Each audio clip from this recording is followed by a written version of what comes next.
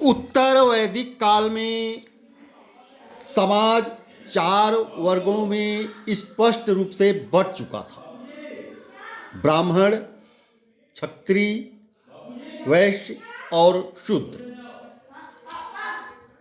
ब्राह्मणों की शक्ति पूर्व की अपेक्षा बहुत ज़्यादा बढ़ गई थी।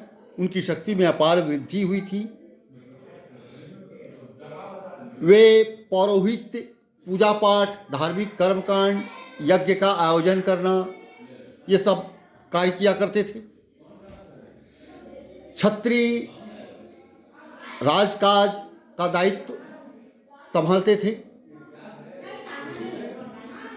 राज्य समाज की रक्षा का भार क्षत्रियों के ऊपर था। वैश्य व्यापार कर्म, शिल्प, कृषि, पशुपालन इत्यादि कार्य किया करते थे। वे नियमित रूप से राज्य को राजस्व भी चुकाते थे। और चौथा वर्ण शूद्र, इनका कार्य सेवा कार्य के रूप में इन्हें दिया गया था। वे ऊपर के तीन वर्णों की सेवा कार्य किया करते थे।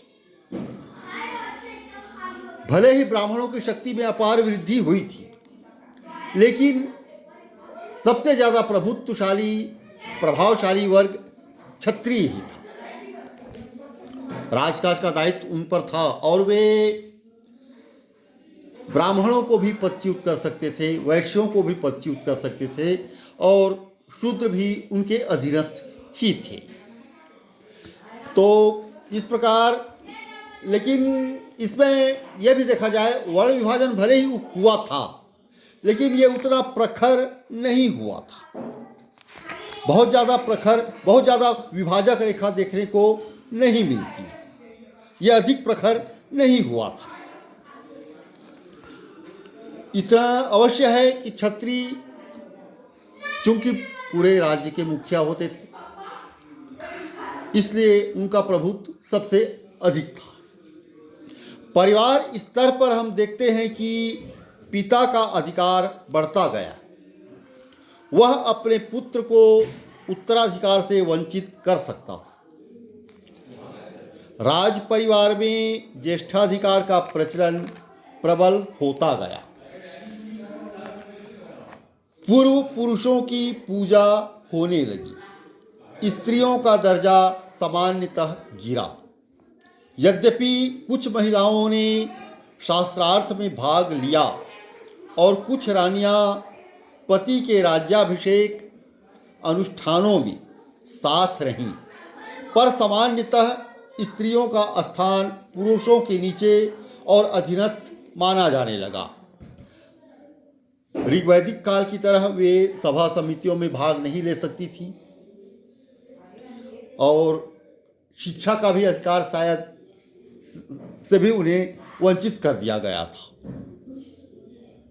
उत्तर वैदिक काल में गोत्र प्रथा स्थापित हुई। गोत्र शब्द का मूल अर्थ है गोष्ठ या वह स्थान जहां समूचे कुल का गोधन पाला जाता था, परंतु बाद में इसका अर्थ एक ही मूल पुरुष से उत्पन्न लोगों का समुदाय हो गया। फिर गोत्र बहिर्विवाह की प्रथा चल पड़ी। तदनुसार एक ही गोत्र या मूल पुरुष वाले लोगों के बीच आपस में विवाह निषिद्ध हो गया। वैदिक काल में आश्रम अर्थात जीवन के 4 प्रक्रम सुप्रतिष्ठित नहीं हुए। वैदिकोत्तर काल के ग्रंथों में हमें 4 आश्रम स्पष्ट दिखाई देते हैं: ब्रह्मचर्य, गृहस्थ, वानप्रस्थ और संन्यास। उत्तर वैदिक ग्रंथों में आदि से केवल 3 आश्रमों का उल्लेख है। अंतिम या चतुर्थ आश्रम उत्तर वैदिक काल में सुप्रतिष्ठित नहीं हुआ था। हालांकि संन्यास अज्ञात नहीं था, लोग संन्यास आश्रम के बारे में जानते अवश्य थे। वैदिकोत्तर काल में भी केवल गृहस्थ आश्रम सभी वर्णों में सामान्यतः प्रचलित था। ये सब सभी वर्णों की बातें हैं। धन्यवाद।